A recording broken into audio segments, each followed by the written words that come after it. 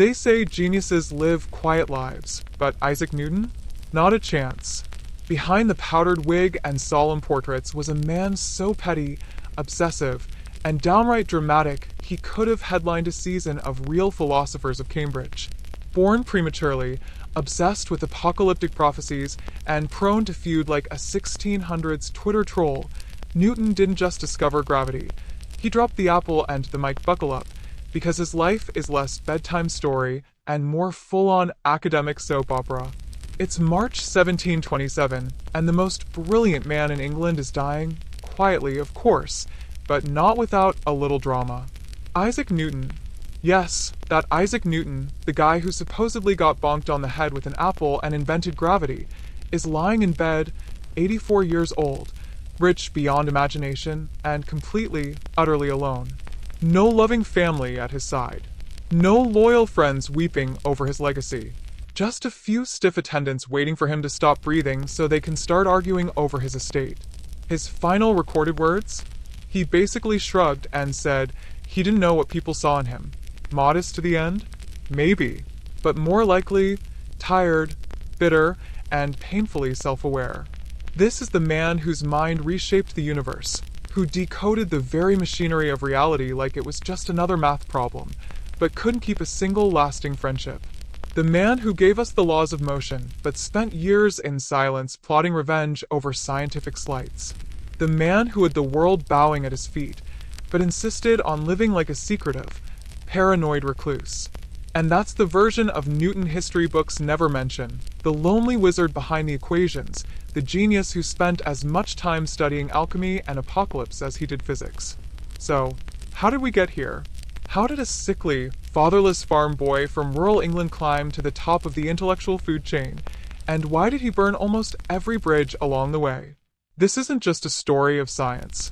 It's a story of pettiness, betrayal, obsession, and power plays that would make a reality show producer blush. Newton didn't just change the world. He crushed it under his boot, made sure his name was etched into every stone, and then ghosted humanity like an 18th century diva. So, before you drift off thinking this is some gentle little history bedtime tale, think again. This man was extra centuries before it was a compliment. And what came before this final, lonely moment? Oh, you have no idea. Before the genius, before the apple, before the feuds and formulas and furious scribbles that would change the universe, Isaac Newton was supposed to die. Literally. Born on Christmas Day, 1642, 3 months premature and so tiny he could reportedly fit into a quart-sized mug, Newton entered the world not with triumph, but with a gasp. A shaky, improbable breath that defied every expectation of 17th century medicine. Most people didn't think he'd make it through the night, but Newton didn't get the memo. And honestly, that stubbornness kind of defined the rest of his life. If the universe had a sense of humor, it must have enjoyed placing Newton in Woolsthorpe, a no-name village in the English countryside, where sheep outnumbered people and ambition was something you traded for hay. His father, also named Isaac, had died 3 months before he was born. So the baby who would one day be called the mind of God came into the world fatherless, fragile, and entirely unwanted. By age 3, the real heartbreak kicked in. His mother, Hannah Asko, remarried, not to a doting stepfather, but to a rigid, much older clergyman who had zero interest in raising another man's son. So Newton was shipped off, abandoned to his grandparents like a family heirloom no one wanted. And he never forgot it. Decades later, he would confess, in a private list of his personal sins, that he had once threatened to burn the house down with his mother and stepfather inside. Yeah, that level of emotional repression and buried rage, it brewed early, and it brewed deep. And while other kids played or bonded or, smiled occasionally, Newton became a watchful, quiet observer. Silent, withdrawn, but not idle. His childhood notebooks reveal a deeply obsessive streak, lists of rules, elaborate diagrams, and constant record-keeping, like he was trying to order the chaos he couldn't control. His anger turned inward, fueling a need for perfection. Every slight, every moment of pain was logged, remembered, and transmuted into drive. When he was finally sent to school, Newton wasn't much of a standout at first. But something switched. It wasn't just smarts. Though he had those in terrifying abundance, it was spite. After getting bullied by another boy and physically thrown around, Newton snapped, not with fists but with grades. He launched a quiet academic revenge tour, outscoring everyone and rising to the top of his class. Not out of love for learning, but because he refused to be underestimated. Even at 12, Newton wasn't trying to win. He was trying to dominate. At 17, things took a turn. His mother, newly widowed again, dragged him back to the family farm, hoping he'd grow into a respectable landowner. That backfired instantly. Newton hated manual labor, hated farming, hated everything about the slow, dull rhythm of country life. He was caught sketching ideas in the dirt instead of tending sheep, caught building tiny watermills instead of harvesting grain. At one point, neighbors complained that he let livestock wander off while he got distracted drawing mechanical contraptions. His mind was never on Earth. It was already somewhere out in the cosmos, calculating the movement of stars, asking questions no one around him could even understand. Eventually, even his family had to admit, this kid wasn't built for farming. By a lucky twist of fate, and thanks to the advocacy of a forward-thinking uncle, Newton was sent off to Trinity College, Cambridge. It was there, amid the musty corridors and ancient texts, that his true metamorphosis began. But here's the twist. Even at Cambridge, Newton wasn't seen as special. He was an awkward scholarship student, barely scraping by, working as a servant to wealthier classmates just to afford tuition. He didn't dazzle professors with charm or charisma. He barely talked. Instead, he locked himself in his rooms for days, obsessively copying the works of Descartes, Galileo, and Kepler. Not just reading them, absorbing them, rewriting them, reimagining the entire foundation of reality. By this point, Newton had developed a deeply personal relationship with knowledge. He didn't just want to learn, he wanted to own it. He didn't study nature to admire it. He studied it to conquer it. And soon, very soon, that ambition would explode. Because just as Newton was starting to stretch his intellectual wings, the universe handed him a once-in-a-century opportunity. In 1665, the Great Plague returned to England. Cambridge shut down. The city emptied. Fear swept across the country like wildfire. And Newton? He didn't flee in panic. He went home to Woolsthorpe and quietly got ready to change history. By 1665, the plague had shut down Cambridge like someone slammed the door on civilization. Most students scattered. Most professors prayed. Isaac Newton, now 22, returned to his family home at Woolsthorpe Manor with a pile of books, a chip on his shoulder, and absolutely no intention of wasting a single minute. This wasn't a vacation. This was a metamorphosis. In the span of just 18 months, while Europe panicked and the universities emptied, Newton went on what might be the most productive solo streak in human history. Alone in a countryside manor, he basically reinvented the world from scratch. He developed the foundation of what we now call calculus. Yes, that cursed branch of math that makes high schoolers cry to this day. But back then, it wasn't a class, it was a new language for the universe, and Newton was its first fluent speaker. Next, he tackled optics, proving that white light isn't pure but actually made of colors, rainbow-coated, broken down with a prism like magic revealed under a microscope. He stared down light itself and cracked it open like an egg. And then gravity. You've heard the apple story, probably some cutesy version involving a lazy afternoon, a sudden bump on the head, and a light bulb moment. Reality? It's a little less cartoonish and a lot more obsessive. The story he later told was that he saw an apple fall and simply wondered, why does it fall down? Not sideways, not up, but always down, as if something were pulling it. That quiet observation didn't fade. It nested in his brain and grew. Years later, he would mathematically prove what no one else could, that the force pulling that apple to the ground was the same force keeping the moon in orbit. The same force operating everywhere, at all times, in all directions.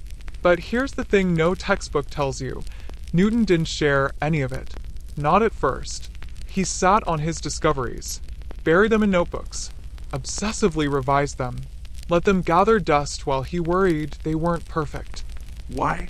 Because Newton wasn't just smart, he was terrified of criticism.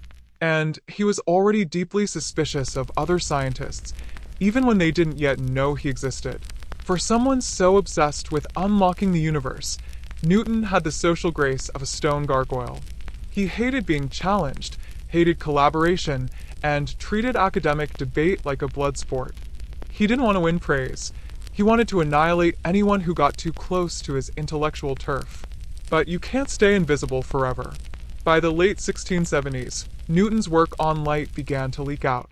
He finally allowed his groundbreaking paper on optics to be published, and it was brilliant, undeniable, revolutionary. And that's when his first major beef exploded. Enter Robert Hooke.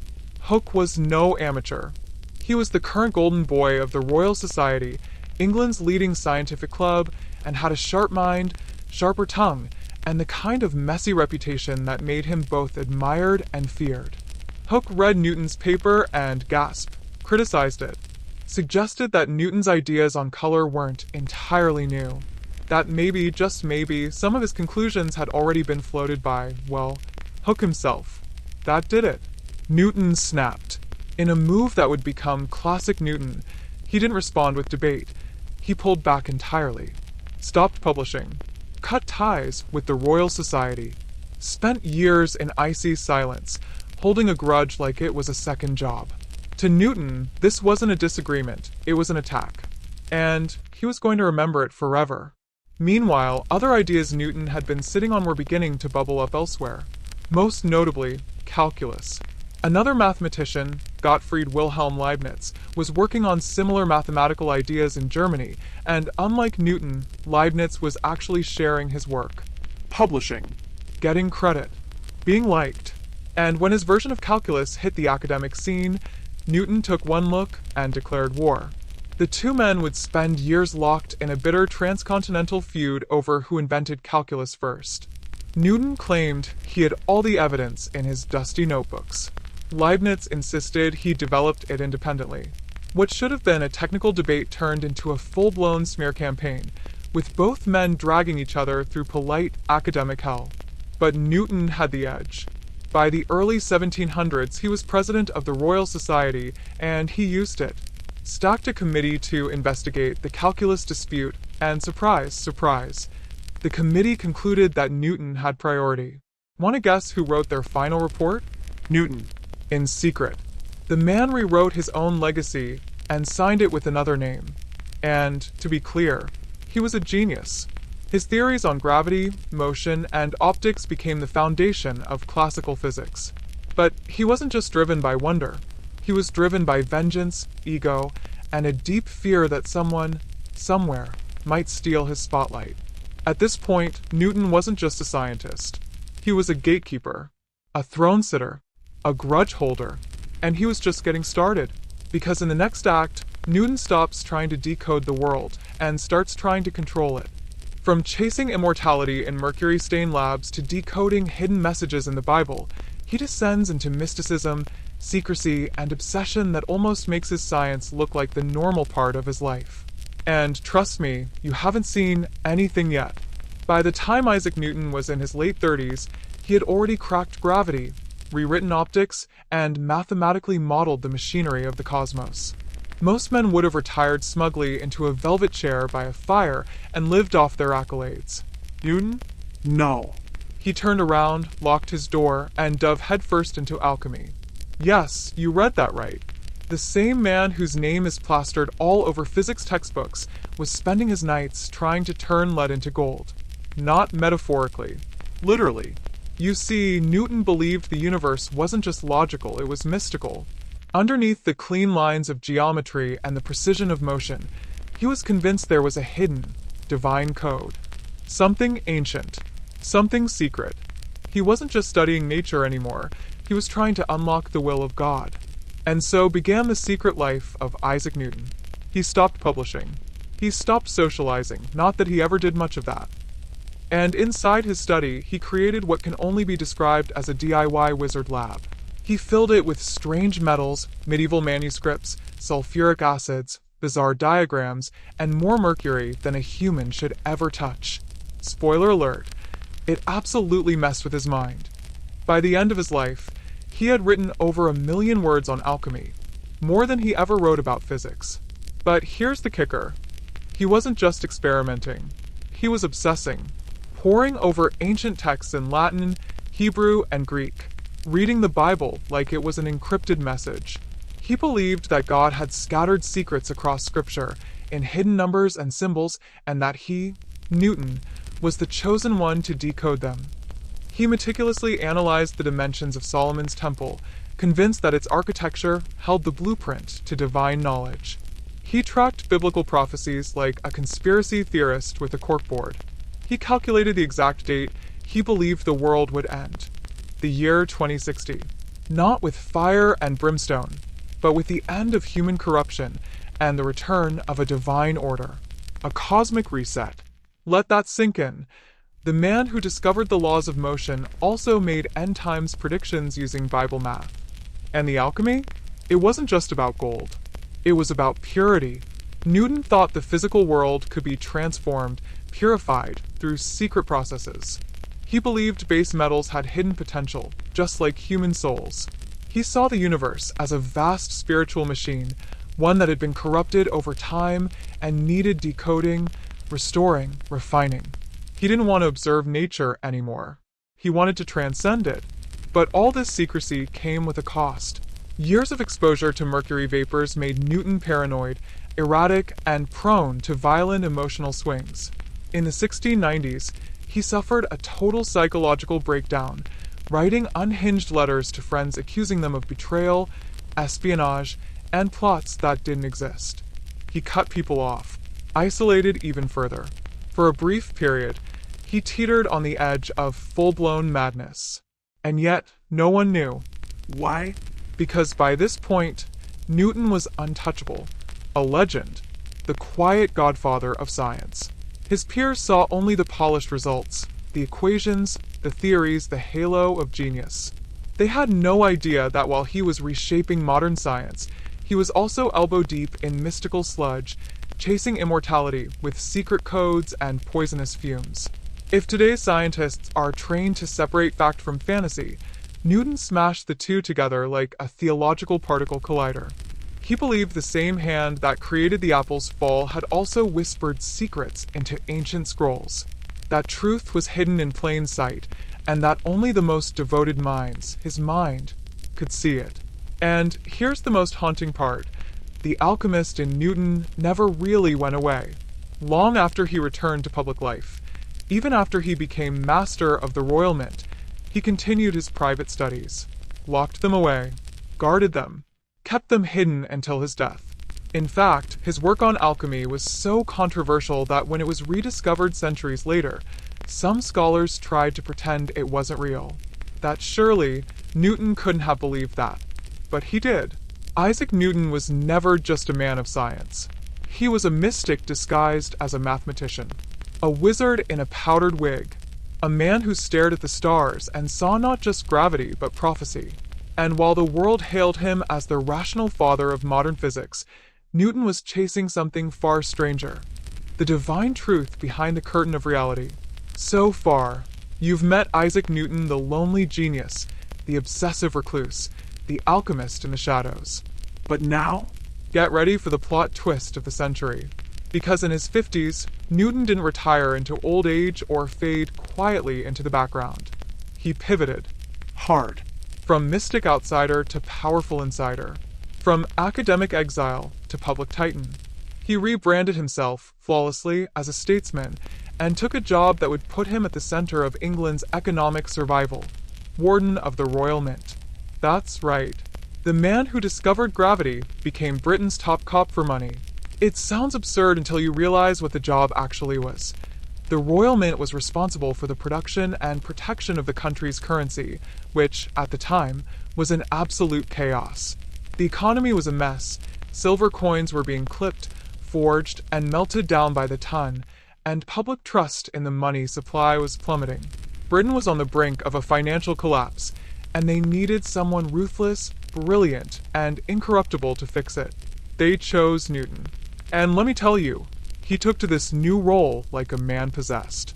Most people in his position might have managed things from a distance, delegated, attended a few dinners, wrote some polite memos. Newton? No. He turned the mint into his new laboratory and London's criminal underworld into his personal experiment. He personally supervised the great recoinage of 1696, overseeing the replacement of nearly all silver coins in circulation. It was a logistical nightmare, but Newton handled it with brutal precision. He introduced strict new weights, careful anti-counterfeiting designs, and a new level of forensic inspection that felt years ahead of its time. But he didn't stop at the machines. He went after the people. Newton became one of the most feared lawmen in England. Not with a sword, but with evidence, spreadsheets, and absolutely no mercy. He built a spy network. He paid informants. He posed as commoners in taverns to eavesdrop on counterfeiters. He personally interrogated suspects. He gathered documents, tracked movement, uncovered aliases, and prosecuted dozens of criminals with icy efficiency. His most famous target? William Chaloner, a bold, slippery counterfeiter who had been scamming the mint for years and even tried to publicly accuse Newton of corruption. Big mistake. Newton didn't just go after Chaloner, he buried him. He built a case so airtight it could have been weaponized. With 30 witnesses, a mountain of records, and zero forgiveness, Newton saw Chaloner hanged at Tyburn in 1699. Publicly, it sent a message: do not mess with Isaac Newton. He's not just the guy who discovered gravity, he's the guy who can make you disappear under it. From there, Newton only climbed higher. In 1703, he was elected president of the Royal Society, the same institution he once ghosted during his feud with Robert Hooke. And, oh, by the way, Newton never forgot that feud. When Hooke died, Newton allegedly made sure there was no portrait of him in the Society's halls.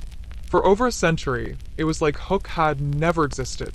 Then in 1705, Newton was knighted by Queen and Sir Isaac Newton at last. By now, he wasn't just a scientist. He was a myth.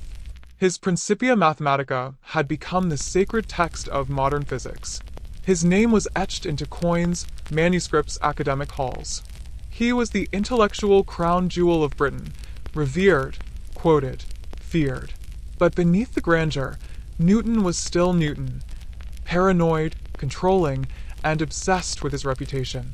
He edited and re-edited his old works, hid his alchemy notes, destroyed letters, burned drafts, anything that might suggest weakness, doubt, or worse, eccentricity. He wanted to be remembered as the flawless rationalist, not the mercury-sniffing mystic decoding the book of Revelation in the dark. He spent the last years of his life living alone, rich and respected, yes, but emotionally isolated. He had no wife, no children, no deep friendships that endured. He once confessed that he loved no man. His most enduring relationship was probably with his niece, Catherine Barton, who acted as his social buffer at elite dinners and events. People respected him, even feared him, but no one truly knew him. And maybe that's just how Newton wanted it. In March 1727, he died quietly in his sleep. His body was entombed in Westminster Abbey, the final resting place of kings and poets. A man who spent his life trying to decode the mind of God now lay beside England's most revered dead. But here's the truth. Newton wasn't a saint of science. He was something far more complicated. He was a petty, obsessive, lonely genius who changed the world not through peace and patience, but through control, competition, and relentless domination. He hoarded knowledge. He feuded like a professional. He built his empire with ink, numbers, and fury, and he won. This wasn't the life of a man who simply watched an apple fall. This was the life of a man who spent every waking moment trying to bend the universe to his will. Sir Isaac Newton died in his sleep on March 20th, 1727, at the age of 84, quietly, without drama, surrounded not by family, but by attendants and legacy hunters. He had no wife, no children, no true lifelong confidants. His funeral was lavish, a full state affair, the kind normally reserved for kings. Pallbearers included dukes and noblemen. The crowds gathered to pay respects to the man who had rewritten the rules of the universe. But ask yourself, how many of them actually knew him? The truth is, Newton didn't just isolate himself. He engineered that isolation.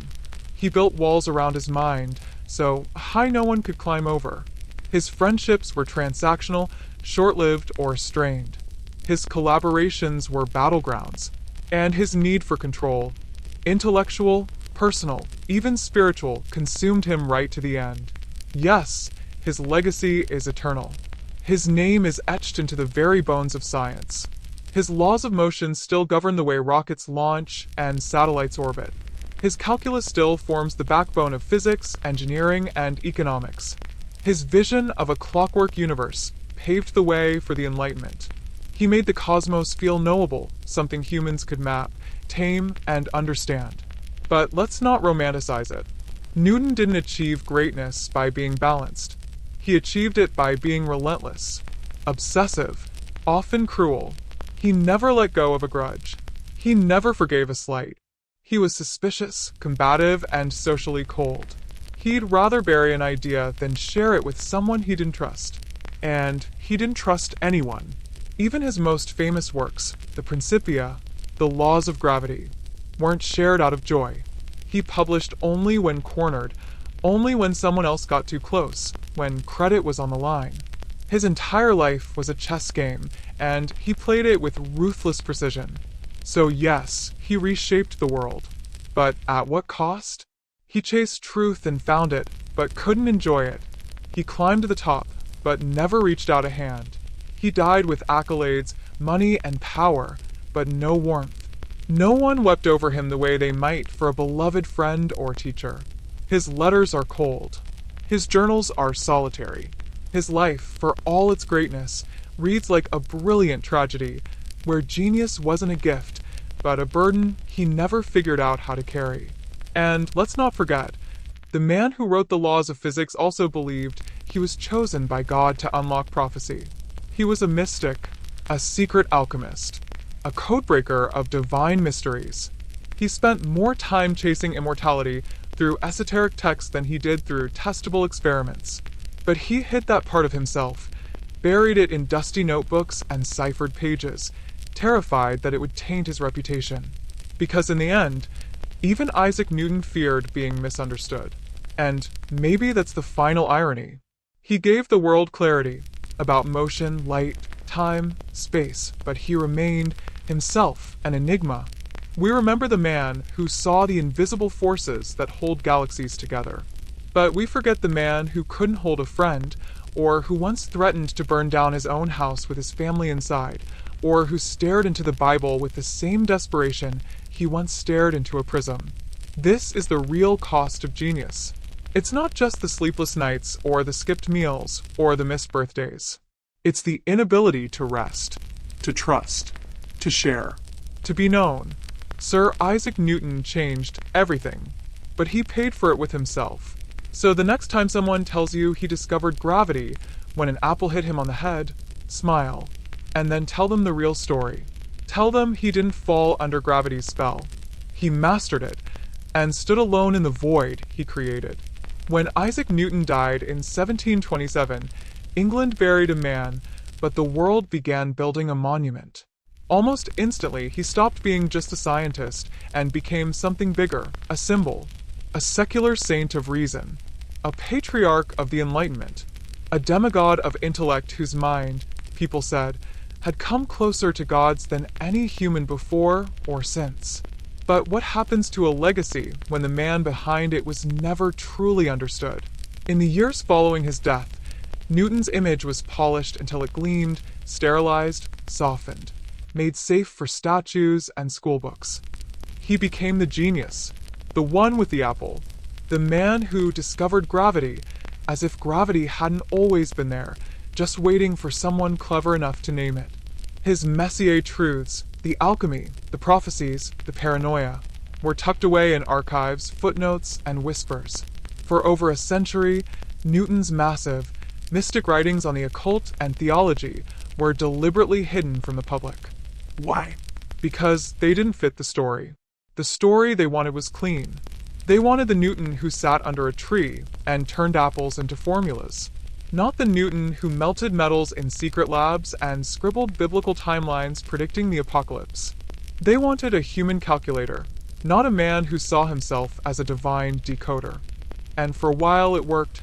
Newton became untouchable, a marble bust of rationality, the definitive genius of the scientific revolution. His name, to this day, is the yardstick against which brilliance is measured. Ask someone to name a scientist, and 9 times out of 10 Newton will be in their top 3 right there with Einstein and Hawking. But as the centuries passed, the cracks began to show. Historians started digging into those sealed trunks full of unpublished notes and alchemical madness. And what they found wasn't embarrassing, it was fascinating. Newton wasn't a fraud. He wasn't wrong for believing in hidden meanings or spiritual forces. He was a product of a moment where science and mysticism were not separate realms, but overlapping mysteries. In Newton's time, to study nature was to study God.